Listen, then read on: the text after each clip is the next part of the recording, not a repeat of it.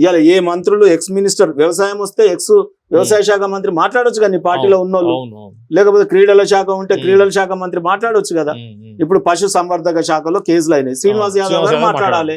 Excise లో ఏమన్నా జరిగినాయి, పద్మారావు గారు మాట్లాడొచ్చు, ఇంకెవరన్నా మాట్లాడొచ్చు. అందరు ఉన్నారు కదా, నిరంజన్ రెడ్డి గారు ఉన్నారు కదా, వీళ్ళు ఉద్యమకారులే కదా, వీళ్ళెవరు మాట్లాడకూడదు.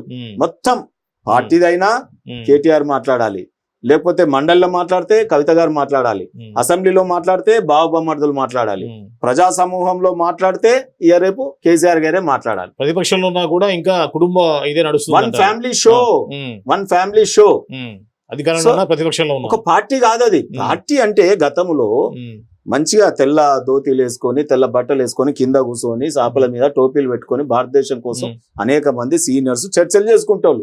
అటువంటి ఫోటోలు ఏడ కనిపిస్తున్నాయి సార్ మనకి? ఇక నా పేపర్లు ఉన్నాయి, నా మీడియా సంస్థలు ఉన్నాయి కాబట్టి నా ఫోటో వేసుకుంటా, నా ఇష్టం ఉన్నది రాస్తా అన్నట్టు రాస్తున్నారు అంతే. నేను ఏమంటున్నా, అక్కడే ఫెయిల్యూర్ ఉంది. ప్రజలకు ఇవన్నీ అర్థమవుతున్నాయి. ఇప్పుడు వెనకటి రాజ్యం కాదు ఇది.